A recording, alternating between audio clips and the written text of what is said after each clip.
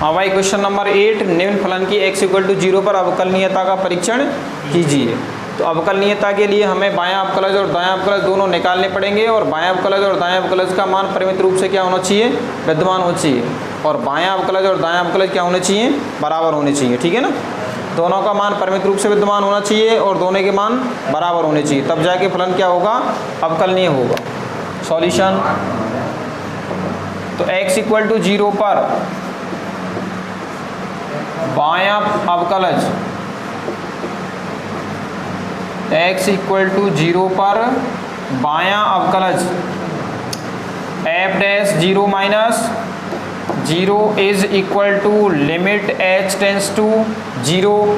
बाएं अवकलज के लिए फलन का मान क्या आएगा, 1/, कितना आएगा, एक बार ऐसे लिख लेते परिभाषा के अनुसार, f0 - h माइनस के f0/- h implies that limit h tends to 0 f0 - h, मतलब फंक्शन में हमें x के स्थान पर -h रखना पड़ेगा। ठीक है ना, तो 1/1 प्लस e⁻1/- h का स्क्वायर, e⁻1/- h का स्क्वायर। ठीक है ना, यहाँ तक कोई प्रॉब्लम नहीं। -f0 x = 0 पर फलन का मान कितना है, 0, तो 0 आ गया, अपॉन -h, यहाँ तक कोई प्रॉब्लम नहीं। Implies that limit h tends to 0 1/1 plus e⁻1/h² बटा कितना आएगा, -h। अब देखो यहाँ पे आपकी दो कंडीशन बनेंगी। एक तो जैसे इसमें लिमिट लगाते हैं तो e की पावर अनंत होगा, कितना होगा, और अनंत +1 करेंगे तो भी कितना होगा, अनंत होगा, और नीचे अनंत बटा 0, ये वाली कंडीशन बनती है। तो इसको ऐसा करते हैं अपन, नीचे ले लेते हैं, इसको नीचे ले लेते हैं, तो स्थिति हमारी ये बनेगी, implies that limit h tends to 0 1/- के h और 1 प्लस e⁻1/h²। ये तो कंडीशन बन रही है, ये कंडीशन बन रही है ना। अब इसमें लिमिट लगाएं तो यहाँ पे कितना मिलेगा हमें, 0, और यहाँ पे कितना मिलेगा हमें, अनंत मिलेगा, ओवरऑल कितना मिलेगा, अनंत, और 0 × अनंत क्या होता है, n फॉर्म होता है। इसको तो हटाना पड़ेगा हमें कैसे भी करके, तो इसके लिए ऐसा करते हैं, इसका एक्सपेंशन कर देते हैं। क्या कर देते हैं, एक्सपेंशन करें, तो एक्सपेंशन करेंगे तब क्या है, तब भी वो अनंत तो आएगा ही, अनंत आएगा फिर भी। लिमिट h टेंस टू 0, इस माइनस को मैंने ऊपर ले लिया, माइनस को क्या है, ऊपर ले लिया। ठीक है ना, कोई दिक्कत नहीं। h इंटू एक्सपेंशन लगाओ, इसमें e⁻x का एक्सपेंशन क्या होता है, 1 plus x² upon factorial 2 plus x³ upon factorial 3 plus ... यही तो होता है एक्सपेंशन। तो 1 प्लस इसका एक्सपेंशन कितना हो जाएगा, 1 प्लस x प्लस x², तो 4 हो जाएगी पावर, अपॉन फैक्टोरियल 2 आएगा। मैं यहीं तक एक्सपेंशन कर रहा हूँ। ठीक है ना, बाद में क्या h की पावर बढ़ती हुई आएंगी और कुछ नहीं है। Implies that limit h tends to 0 -1/, इस h का अंदर मल्टीप्लाई कर दो, अंदर मल्टीप्लाई करेंगे 2h हो जाएंगे। ठीक है ना, 2h प्लस यहाँ से 1/h आएगा, और यहाँ से 1 फैक्टोरियल 2h क्यू आएगा, प्लस ... अब पहले तो ये बताओ, यहाँ तक कोई प्रॉब्लम है क्या, यहाँ तक कोई प्रॉब्लम है, नहीं है, कोई प्रॉब्लम नहीं है। ठीक है ना, अब ऐसा करो, इसमें लिमिट लगाओ। अब इसमें लिमिट लगाएंगे तो ये तो 0 बन जाएगा, ये क्या बन जाएगा, और ये क्या होगा, अनंत, और ये भी क्या होगा, अनंत प्लस अनंत, यानी कि ओवरऑल कितना बन जाएगा, अनंत बन जाएगा। ठीक है ना, तो लिमिट इसमें लिमिट लगाएंगे तो नीचे बन गया अनंत, नीचे कितना बन गया, अनंत बन गया, प्लस अनंत, कैसा अनंत, अब प्लस अनंत का आप -1 में भाग लगा रहे हैं, किस में भाग लगा रहे हैं, तो अनंत तो एक बहुत बड़ी संख्या हो गई, बहुत बड़ी संख्या हो गई ना। जब -1 में भाग लगाएंगे तो ओवरऑल जो मान है हमारा वो किसके करीब प्राप्त होगा, 0 के प्राप्त, 0 के करीब, किसके करीब प्राप्त होगा, 0 के करीब प्राप्त होगा। भाई बहुत बड़ी संख्या का भाग लगा रहे हैं आप -1 में, तो एक बहुत बड़ी संख्या का भाग लगाते हैं, जैसे 2 में भाग लगा रहे हैं तो अपन क्या मान लेते हैं उसको, 0 के करीब मान लेते हैं। लेकिन 0 के करीब संख्या तो आएगी, लेकिन कैसी आएगी, वो माइनस वाली आएगी। भाई कभी भी जैसे बहुत बड़ी संख्या का भी हम 1 में भाग लगाएंगे ना, तो रियलिटी तो ये है कभी भी मान 0 प्राप्त नहीं होता है, 0 के क्लोज प्राप्त होता है। आप खुद देख लो, इसको अप्लाई करके देख लो। जैसे आप 1 में भाग लगा रहे हैं, सपोज करो 1 करोड़ का भाग लगा रहे हैं, तो क्या आपको 0 प्राप्त हो जाएगा, नहीं प्राप्त हो सकता, 1 के करीब ही संख्या प्राप्त होगी। लेकिन यहाँ पे 1 के करीब नहीं, वो 0 के करीब संख्या प्राप्त होगी। यहाँ 0 के क्लोज संख्या प्राप्त हो रही है, लेकिन वो नेगेटिव होगी। तो आप ये कह सकते हैं ओवरऑल, मैं ऐसे कह सकता हूँ, बराबर माइनस इंटू बहुत छोटी संख्या,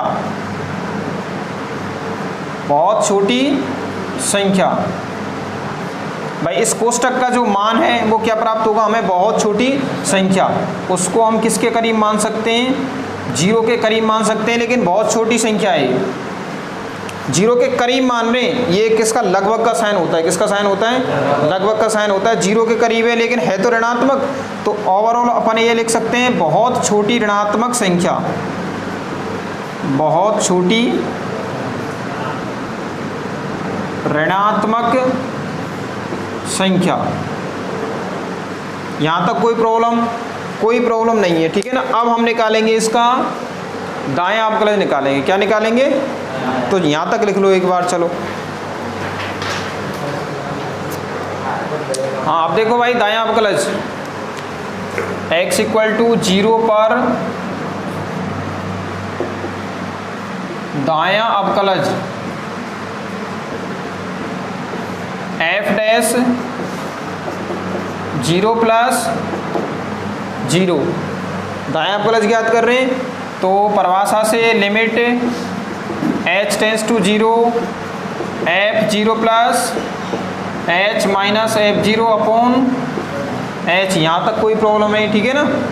फंक्शन का मान रखो, लिमिट h टेंस टू 0, अब x के स्थान पर h आ जाएगा, 1 + e⁻1 upon h² minus f0 का मान कितना है, 0 upon h, implies that limit h tends to 0 1 upon h into 1 + e⁻1 upon h²।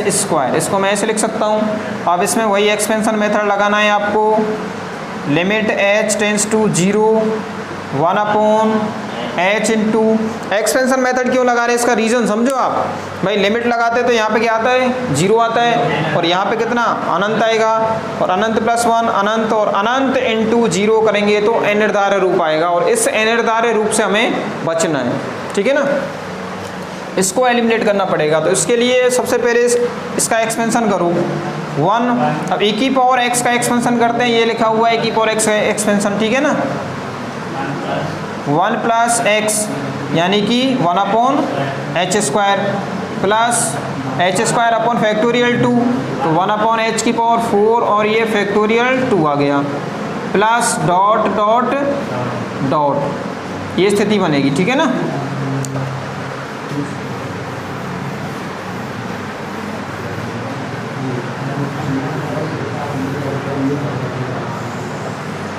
अब इधर देखिए, अब इधर देखिए भाई, अब h का मल्टीप्लाई करो अंदर, तो f' 0 + 0 दायां अवकलज चल रहा है, बराबर limit h tends to 0 1 upon h का अंदर मल्टीप्लाई करेंगे तो कितना बनेगा, 2h + 1 अपॉन एच भाई 1 + 1 कितने हो गए 2, एच का मल्टीप्लाई किया 2h, एच का मल्टीप्लाई इसमें करेंगे तो 1/h और एच का मल्टीप्लाई इसमें करेंगे तो 1/h³ plus 1/factorial 2h³ plus dot dot dot, ये प्राप्त होगा।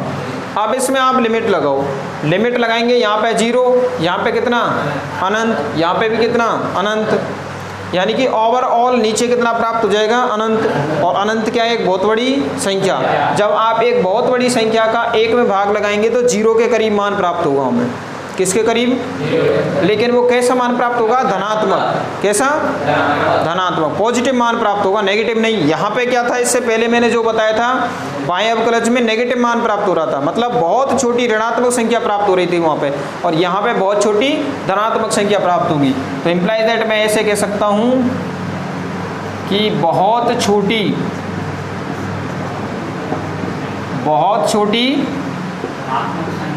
धनात्मक संख्या,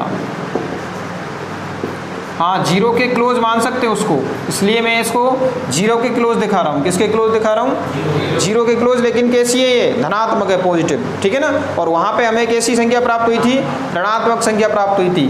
तो इम्प्लाइज दैट, यह स्पष्टतः f'(0 - 0) does not equal to f'(0 + 0) implies that x = 0 पर फलन अवकलनीय नहीं है, अवकलनीय नहीं है। लिखो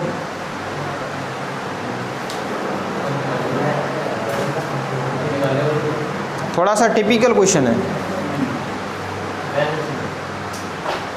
हाँ भाई, नेक्स्ट क्वेश्चन है क्वेश्चन नंबर 10। फलन f(x) = इतना इस प्रकार से परिभाषित है, इसकी x = π/2 पर अवकलनीयता की जांच करनी है। तो इसके लिए हमें सबसे पहले बायां अवकलज निकालना पड़ेगा और दायां अवकलज निकालना पड़ेगा, ठीक है ना। तो सॉल्यूशन x = π/2 पर बायां अवकलज, बाएं अवकलज के लिए फलन कौन सा होगा बताओ, ये वाला होगा। और दाएं अवकलज की बात करेंगे तो फलन ये नीचे वाला, ठीक है। तो x = 0 पर बायां अवकलज f'(0 - नहीं, x = 0 पर नहीं, x = π/2 पर, सॉरी, x = π/2 पर बायां अवकलज f' π/2 - 0 is equal to limit h tends to 0 f π/2 minus के f अपॉन माइनस, ये किससे आया, by the definition of left hand derivative, left hand derivative की डेफिनेशन से इतना आया है। अब देखो भाई, इसके लिए फलन कौन सा है, π/2 - h, यानी कि x का मान π/2 से छोटा, और इसके लिए इसके संगत फलन कितना है, 1 + sin x। तो limit h tends to 0 1 + sin x के स्थान पर कितना रखेंगे, π/2 - h, तो π/2 - h माइनस f π/2 पर फलन की वैल्यू, x = π/2 किसमें, सेकंड कंडीशन में है, और इसके संगत फलन कितना है, 2 + x - के π/2 का होल स्क्वायर। इसमें आपको x के स्थान पर π/2 रखना है। जब x के स्थान पर π/2 रखेंगे तो ये कितना हो जाएगा, 0। चलो एक बार दिखा देते हैं, ऐसे 2 + x के स्थान पर कितना रखेंगे, π/2 माइनस के π/2 का होल स्क्वायर, यहाँ तक कोई प्रॉब्लम नहीं, अपॉन माइनस h, ठीक है। Implies that limit h tends to 0 1 + sin π/2 - h कितना होता है, cos h नहीं होगा क्या, sin π/2 - थीटा cos थीटा होता है, ठीक है। माइनस यहाँ से π/2 से π/2 कैंसिल, कितना आएगा, 2 आएगा, 2 आ गया, अपॉन माइनस एच, यहाँ तक कोई प्रॉब्लम नहीं। Implies that limit h tends to 0, यहाँ से देखो -1 बचेगा, क्या बचेगा -1, और माइनस मैंने ले लिया कॉमन, माइनस क्या ले लिया है कॉमन, तो 1 माइनस के कॉस एच, इसको ऐसे लिख सकता हूँ, नहीं ये बात समझ में? अरे देखो यहाँ से ये कंडीशन ऐसी है -1 प्लस कॉस एच, इसमें से -1 कॉमन ले लिया तो ये हो जाएगा 1 माइनस के कॉस एच। ठीक है, ऐसा क्यों किया है? क्योंकि आप इसमें फॉर्मूला लगा सकते हैं। अब ये माइनस से माइनस कैंसिल हो जाएगा। ठीक है, इम्प्लाइज दैट इसको मैं ऐसे लिख सकता हूँ क्या, limit h tends to 0, minus से माइनस हो गया कैंसिल, और 1 माइनस कोसेक कितना होता है 2 sine square H by 2 sine square H by 2 upon H. यहाँ तक कोई प्रॉब्लम नहीं। अब देखो इधर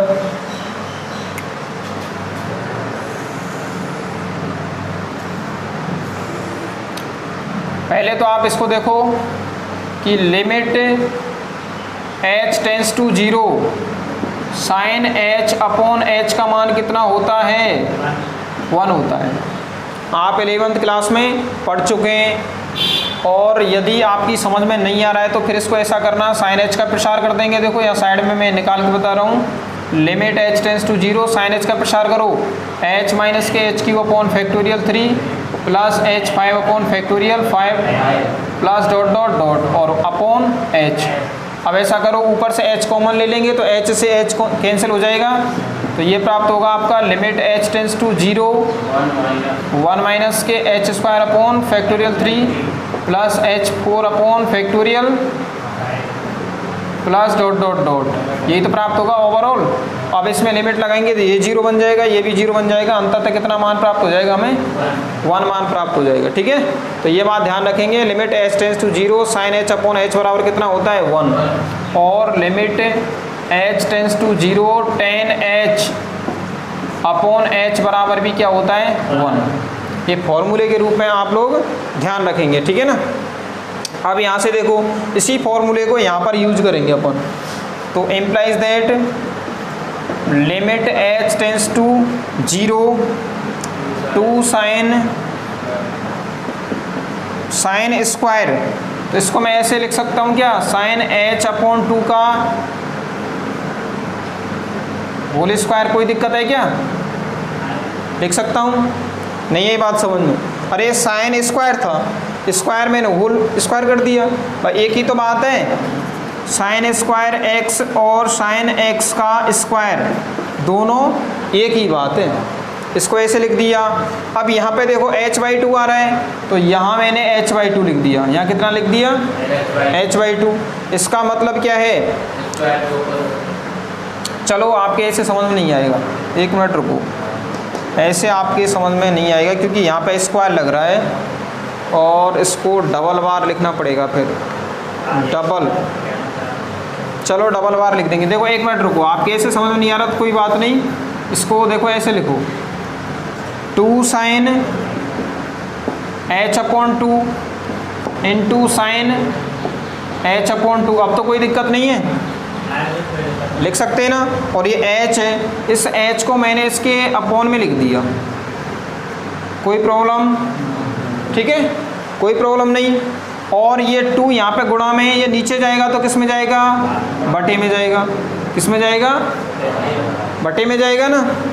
इम्प्लाइज दैट, अब इसमें लिमिट लगाओ आप, इसमें आप लिमिट लगाएंगे तो इसका मान कितना प्राप्त होगा, साइन थीटा अपॉन थीटा वाली कंडीशन है, sine h upon h, h के स्थान पर क्या आ गया h/2, तो साइन एक्स अपॉन एक्स वाली कंडीशन है ये, इसमें लिमिट लगाते ही इसका मान कितना हो जाएगा 1, तो 1 इंटू, और इसमें लिमिट लगाएंगे तो साइन 0, 1 इंटू साइन 0, और साइन 0 का मान 0 होता है तो ओवरऑल कितना मिल जाएगा हमें 0 मिल जाएगा।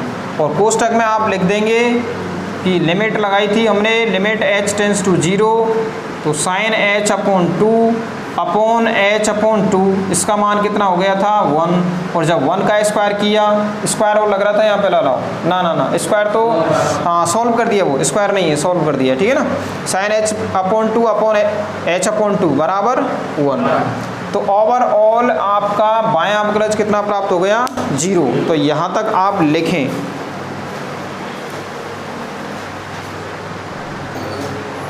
हाँ भाई, अब दाएं अवकलज को देखना, x इज इक्वल टू π/2 पर दायां अवकलज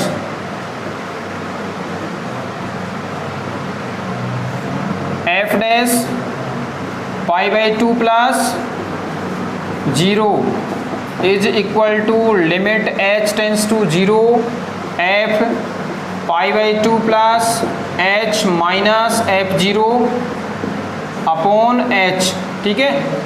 π/2 प्लस h है तो इसके लिए फलन कौन सा होगा, सेकंड कंडीशन वाला, ठीक है।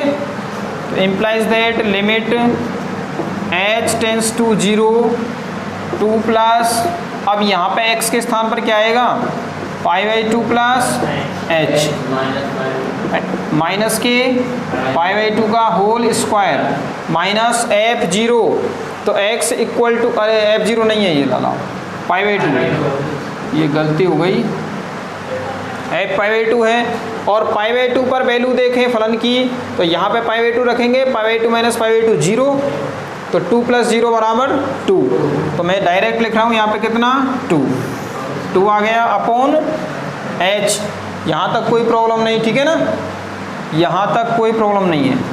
Implies that limit h tends to 0, π/2 से π/2 कैंसिल हो जाएगा, और कितना आएगा 2 plus h square minus upon h is equal to limit h tends to 0, 2 से 2 कैंसिल, तो h स्क्वायर अपॉन h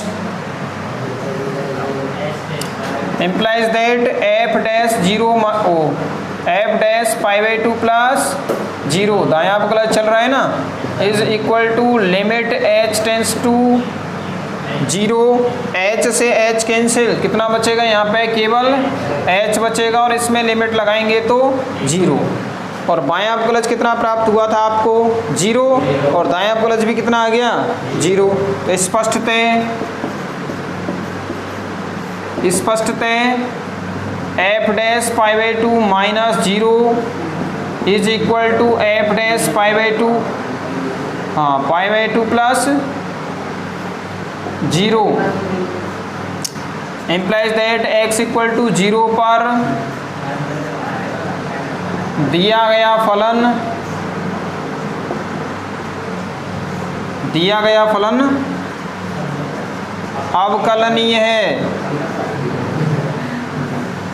अवकलनीय है, लिखो। तो क्लियर है भाई।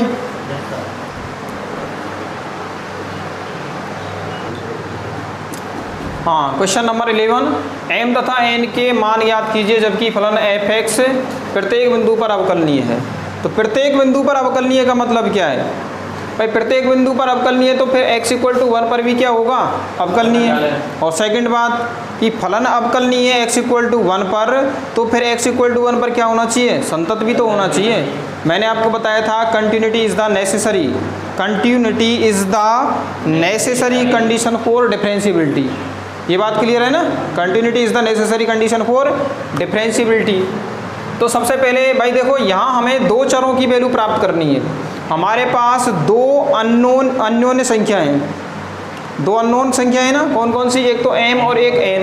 तो दो संख्याओं का मान ज्ञात करने के लिए कम से कम कितने समीकरणों की आवश्यकता होती है, दो संख्याओं का मान ज्ञात करने के लिए दो समीकरणों की आवश्यकता होती है। तो दो समीकरण हमें बनाने पड़ेंगे। तो एक तो हम कंटिन्यूटी से बना लेंगे, x इक्वल टू 1 पर फलन की कंटिन्यूटी से, सेकंड x इक्वल टू 1 पर फलन की डिफरेंशियबिलिटी से, अवकलनीयता से, ठीक है ना। तो दो समीकरण हमें प्राप्त हो जाएंगे। तो इसमें सॉल्यूशन, चूंकि फलन प्रत्येक बिंदु पर अवकलनीय है,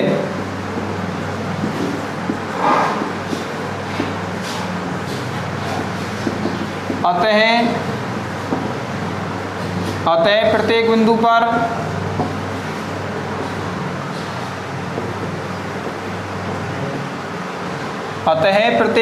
पर कंटिन्यूस भी होगा, संतत भी होगा, अर्थात अपन ऐसे कह सकते हैं कि जब x = 1 पर संतत होगा तो x = 1 पर फलन की बाईं सीमा f1 - 0 बराबर क्या होगा, f1 + 0। बाईं सीमा बराबर दाईं सीमा, ये बात क्लियर है ना। बाईं सीमा x = 1 पर बाईं सीमा और x = 1 पर दाईं सीमा दोनों क्या होंगी, बराबर होंगी। अब x = 1 पर बाईं सीमा निकालो तो limit h tends to 0 f1 - h बराबर limit h tends to 0 f1 + h। यहाँ तक कोई प्रॉब्लम नहीं। Implies that limit h tends to 0, जब आप बाईं सीमा निकालेंगे तो फलन का मान क्या होगा, x < 1, और x < 1 के लिए फलन इस प्रकार से परिभाषित है। तो यहाँ पर आपको x के स्थान पर 1 - h रखना पड़ेगा। तो 1 - h का square plus 3 × 1 - h plus m is equal to limit h tends to 0। हाँ, इसको ऐसे लिख देना कोष्ठक में। अब देखो दाईं सीमा, और दाईं सीमा के लिए फलन का मान क्या है, nx + 2। यहाँ पे आप x के स्थान पर क्या रखेंगे, 1 + h। तो 1 + h इसमें रखो, n × 1 + h + 2। ठीक है, यहाँ तक कोई प्रॉब्लम नहीं, ठीक है ना। इम्प्लाइज दैट, अब इसमें यदि हम लिमिट लगाएं तो यहाँ पर तो 0 आ जाएगा, और 1 - 0 1, और 1 का स्क्वायर करेंगे तो 1 मिलेगा हमें। यहाँ पे 0 आ जाएगा तो 3 मिलेगा, और m। तो लिमिट लगाने पर स्थिति ये बनेगी आपकी 1 का स्क्वायर यानी कि 1 प्लस यहाँ पे 0 रख दिया तो 3 आएगा, और यहाँ पे कितना, m। ठीक है ना, ये क्लियर है। इम्प्लाइज दैट यहाँ लिमिट लगाते ही 0 बन जाएगा, तो 1 + 0 1, और 1 का मल्टीप्लाई n से करेंगे तो n प्राप्त होगा, और प्लस में 2। इम्प्लाइज दैट यहाँ से ये 4 हो गए, कितने हो गए, 4। इस 4 को मैं इधर ले जा रहा हूँ तो 2 - 4 यानी कि -2, और n को इधर लेके आ रहा हूँ तो m - n। तो ये समीकरण नंबर 1 बन गया, समीकरण नंबर 1। तो यहाँ तक लिखिए, पहले यहाँ तक लिखें। हाँ भाई, अब हमें देखो बाईं सीमा बराबर दाईं सीमा से एक कंडीशन हमें प्राप्त हो गई, m - n is equal to -2, इसको दे दिया हमने इक्वेशन नंबर 1। अब देखिए, चूंकि फलन प्रत्येक बिंदु पर क्या है, अवकलनीय है, तो x = 1 पर भी क्या होगा, अवकलनीय होगा। चूंकि फलन x = 1 पर अवकलनीय है, इसलिए f'1 - इज इक्वल टू क्या होगा, f'1 + 0। इसकी परिभाषा limit h tends to 0 f1 - h minus के f1 upon minus is equal to limit h tends to 0 f1 + h minus के अपॉन h। यहाँ तक कोई प्रॉब्लम नहीं। अब देखो, बाएं अवकलज के लिए हमें फलन का मान ये वाला लेना पड़ेगा, क्योंकि इसमें ही x < 1 है, तो इसमें हमें x के स्थान पर 1 - h रखना पड़ेगा। तो limit h tends to 0 1 - h का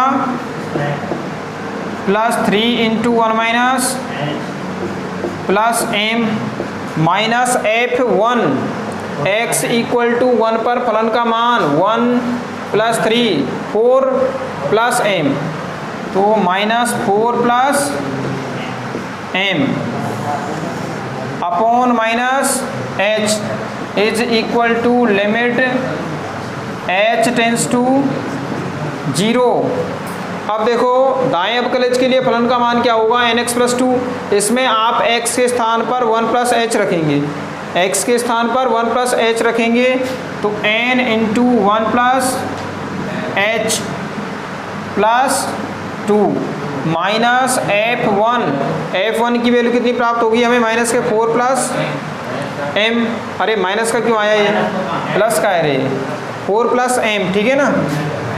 तो 4 प्लस m अपॉन h, यहाँ तक कोई प्रॉब्लम नहीं है, ठीक है। अब इधर देखो लिमिट h टेंस टू 0, इसमें लिमिट लगाएं तो कितना प्राप्त होगा, यहाँ से 1 और यहाँ से 3, यहाँ से 1 यहाँ से 3, तो ऐसे क्या है फिर ये h से h कैंसिल नहीं होगा और हमें नीचे से h को हटाना है कैसे भी करके, तभी तो ये सॉल्व होगा। तो इसके लिए प्रसार कर देते हैं इसका, तो 1 माइनस के 2h प्लस 3 माइनस के 3h plus m minus 4 minus और upon minus h is equal to limit h tends to 0। अब यहाँ पे देखो n का मल्टीप्लाई कर रहा हूँ मैं अंदर, n plus nh plus 2 minus 4 और माइनस के m, कितना आएगा माइनस के m बटा h। यहाँ तक कोई प्रॉब्लम नहीं। अब देखो इसमें भी हमें h को कॉमन लेना है, तभी तो नीचे से h हटेगा, और जब h को कॉमन लेते हैं तो n तो आ जाएगा एज इट इज़, बाकी ये संख्याएं इनके बटे में h आएगा तो लिमिट लगाते ही इन्फिनिटी बन जाएगा ये। तो इसके लिए हमें क्या है, यहाँ से कुछ ऐसा करना होगा कि ऊपर से h कॉमन आ जाए। क्या कॉमन आ जाए, h कॉमन आ जाए। उसके लिए हम समीकरण नंबर 1 को काम में ले रहे हैं, और समीकरण नंबर 1 से m की वैल्यू कितनी है, n माइनस 2, n को उधर ले जाएं तो इस m के स्थान पर मैंने रख दिया n माइनस 2 और यहाँ पे लिख देंगे समीकरण 1 से, समीकरण 1 से, ठीक है। अब देखो ऊपर थोड़ा सा लेंदी है क्वेश्चन, हाँ 1-2 स्टेप और बची है, ठीक है ना। अब इधर देखो, इधर देखिए, यहाँ पर देखो माइनस के 4 और प्लस के 3, माइनस के 4 और प्लस के 3 और एक ये प्लस का 1, तो ये कैंसिल हो जाएंगे। माइनस 4 है और प्लस का 4 हो गया ना, 3 प्लस 1 प्लस का 4, और कुछ कैंसिल हो रहा है क्या, m से m कैंसिल नहीं हो रहा, हो तो रहा है। अब h स्क्वायर माइनस के 5h आएंगे, h स्क्वायर माइनस के 5h implies that limit h tends to 0 h square minus के 5h upon h minus h, ठीक है ना, ये बचेगा is equal to limit h tends to 0। इधर देखो n से n कैंसिल, 2 प्लस का है और यहाँ भी माइनस माइनस प्लस का 2, अरे प्लस का 2 है यहाँ पे, और ये भी प्लस का 2, तो प्लस के 4 हो गए और ये माइनस के 4 कैंसिल हो जाएंगे, तो NH बचेगा केवल, कितना बचेगा, NH अपॉन H, ठीक। अब ऐसा करो लिमिट h टेंस टू 0, यहाँ से h कॉमन ले लिया हमने, h माइनस के 5 upon minus h is equal to limit h tends to 0, h से h कैंसिल, कितना बचेगा, n बचेगा।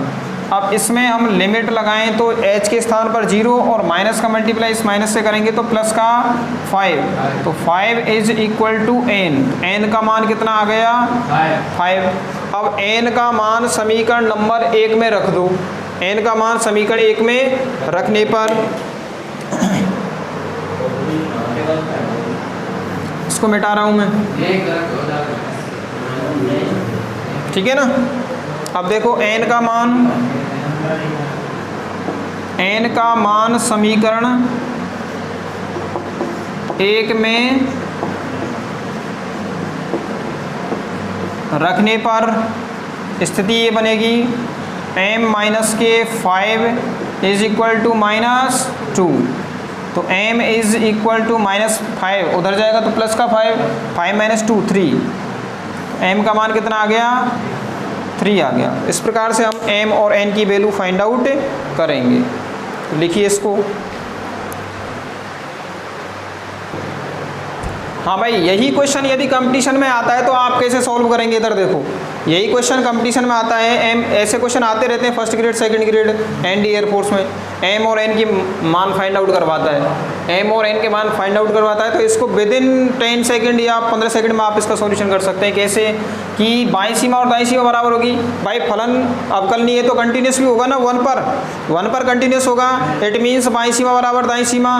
बाईं सीमा ज्ञात करने के लिए x लेस देन वाली कंडीशन काम में लेंगे और दाईं सीमा ज्ञात करने के लिए x ग्रेटर देन 1 वाली कंडीशन काम में लेंगे।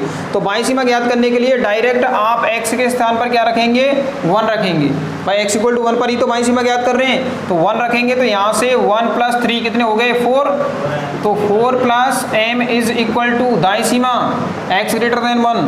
दाईं सीमा के लिए x के स्थान पर 1 रखो तो n प्लस 2।